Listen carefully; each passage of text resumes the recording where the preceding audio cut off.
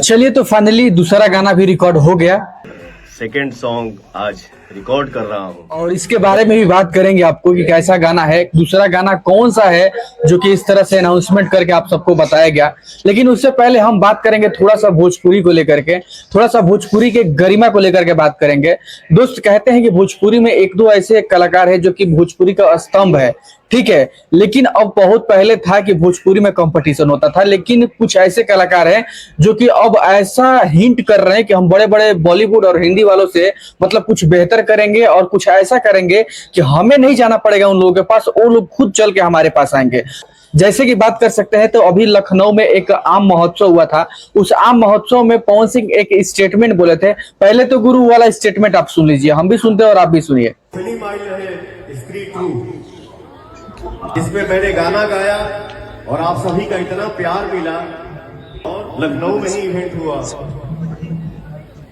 आप सबके आशीर्वाद के दम पे ही पवनवा बोलता है। अभी बहुत लोग आए और शौक से आए, वहां से जब निकले तो बोले कि हाँ, भोजपुरी का ये सॉन्ग करने के लिए मैं जा रहा हूं या जा रही हूं। मुझे लगता है कि इस स्टेटमेंट से आपको तो थोड़ा बहुत हिंट हो ही गया होगा कि पवन सिंह किसके तरफ इशारा करके बोल रहा है। और इसके बारे में अगर एक लाइन में मैं बोलना चाहूंगा तो क्या बोलूंगा, इस लाइन से, इस स्टेटमेंट से एक ही शब्द बोलना चाहते हैं पवन सिंह कि भोजपुरी में कंपटीशन अब नहीं करना है, भोजपुरी में कुछ ऐसा करना है कि बॉलीवुड वाले हमारे पास आए और शौक से आए कि हम मतलब गाना नहीं करने जा रहे, हम शौक से गाना करने जा रहे हैं। या अब चलिए, गरिमा से हमें याद आया कि बात कर रहे थे इस गाने को लेकर के, जो कि अभी अनाउंसमेंट हुआ कि दूसरा गाना भी शूट हो गया। तो आखिर पहला गाना कौन था कि दूसरा अभी शूट हो गया? तो पहला गाना ऑलरेडी शूट हो चुका है, जिसने का नाम है कमरिया पे साड़ी, जो कि ऑलरेडी हमने अनाउंसमेंट कर दिया था या बहुत पहले आपको हमने अपडेट दे दिया था एक वीडियो के माध्यम से। लेकिन वही बात करें तो दूसरा गाना भी शूट हो गया।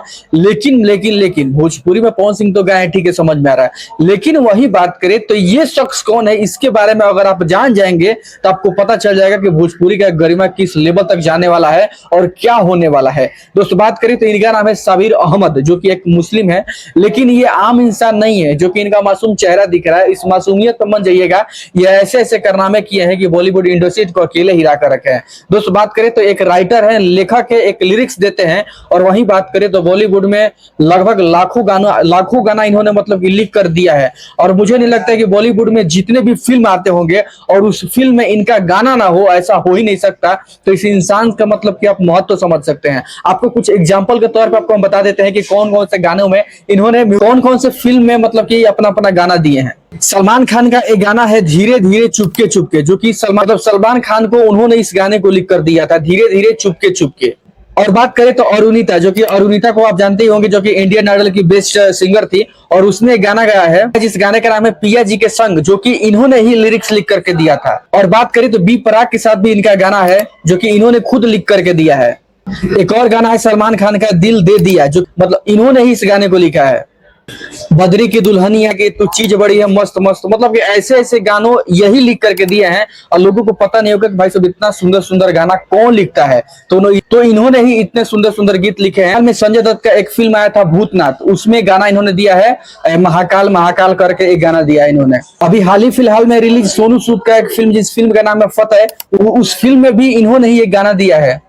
इसी से आप अंदाजा लगा सकते हैं कि बॉलीवुड में इतने बड़े सुपरस्टार, इतने बड़े दिग्गज कलाकारों का मतलब कि हीरो का मतलब ऐसा ऐसा गाना उन्होंने दे दिया है। तो छोटी छोटी कलाकारों का तो इसमें नाम लेने का कोई मतलब ही नहीं बनता, क्योंकि इतने बड़े बड़े लोगों का गाना मतलब दे दिए हैं, तो छोटे छोटे का तो बहुत सारे गाना दिए होंगे। लेकिन वही बात करें, सोचिए कि इतने बड़े बड़े कलाकारों का, इतने बड़े बॉलीवुड स्टारों का जब इतना सुंदर सुंदर गाना लिख करके दिए हैं, तो सोचिए कि जब वो बॉलीवुड से आकर के भोजपुरी में इतने पसंद से आकर के और पवन सिंह से अगर गाना करवा रहे हैं, तो सोचिए कि वो गाना कैसे होने वाला है।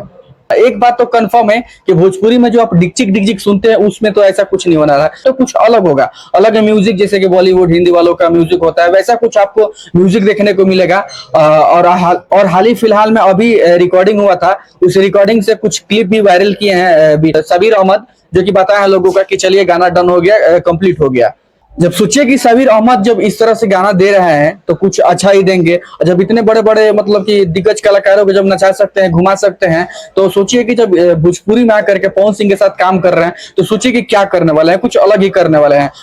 एक और चीज से साबित होता है कि इस गाने में जो कोरियोग्राफिंग कराए हैं वो तो भोजपुरी का है ही नहीं, जो कि वो बॉलीवुड का है, जो कि सलमान खान को नचाता है, संजय दत्त को नचाता है, मैंने बड़े बड़े सेलिब्रिटी का बॉलीवुड में नचाता है, जिसका नाम है बास्को मार्टिक्स, जो कि बॉलीवुड में कह सकते हैं, जिसे भोजपुरी में दो चार कलाकार हैं जो कि कोरियोग्राफर काम करते हैं। ये बास्को मार्टिक्स गुरु मतलब बॉलीवुड के सारे स्टारों को नचाता है। तो सोचिए कि उन सबको नचाने वाला भोजपुरी आकर पवन सिंह को नचाया होगा। तो इन्हीं सब चीजों से आप अंदाजा लगा सकते हैं कि किस तरह का गाना शूट हुआ होगा और किस तरह का काम करवाया गया होगा। एक बात तो कंफर्म है कि किसी भी भोजपुरी जो होते हैं म्यूजिक होता है, मतलब कि कोई इसमें सहयोग नहीं है। जो भी है बॉलीवुड की पूरी टीम लगी हुई है इनके साथ गाना गवाने के लिए, लिरिक्स देने के लिए, डांस करवाने के लिए, कोरियोग्राफी के लिए, तो सब कुछ मतलब कि बॉलीवुड की टीम लगी हुई है। तो जो भी होगा खतरनाक होगा, ठीक है। हालांकि जो टाइटल आया है कमरिया पे सारी, भोजपुरी में ही आया है, तो मुझे समझ में नहीं आ रहा है कि लिरिक्स राइटर जो होता है बॉलीवुड में किस तरह से टाइटल अनाउंसमेंट करता है और भोजपुरी में आकर के कमरिया पे सारी, समझ में नहीं आ रहा है कि भोजपुरी गाना होगा कि हिंदी गाना होगा। लेकिन जो भी होगा तगड़ा होगा, और मतलब यही कुछ है जो कि कुछ अलग हमको दिखाने का प्रयास कर रहा है कि हमें अब मुकाबला करना है बॉलीवुड वालों से, ठीक है। भोजपुरी से नहीं कि भोजपुरी हम ये बड़े हैं वो बड़े हैं, ऐसा कुछ नहीं है। हमें बॉलीवुड से टक्कर लेना है कि अभी एक दो आ रहा है, आने वाले समय में इतने आए भोजपुरी वालों से काम लेने के लिए कि भोजपुरी का अलग अस्तित्व अपना इंडस्ट्री बना हो। चाहते तो पवन सिंह खुद जाकर के बॉलीवुड में मर्ज हो जाते, उन लोगों के साथ काम करते, भूल मिल जाते, भोजपुरी को छोड़ देते, लेकिन नहीं, टिके हुए हैं कि भोजपुरी का हम लोग आन बान शान है, हम लोग के पास लोग आएंगे काम करवाने के लिए, हम नहीं जाएंगे। और यही चीज अच्छा लगता है कि भोजपुरी का नाम रोशन हो रहा है। बाकी इन सारी चीजों को लेकर के आप क्या सोचते हैं कमेंट सेक्शन जरूर बताएगा। बाकी मिलेंगे अगले वीडियो में, तब तक के लिए धन्यवाद।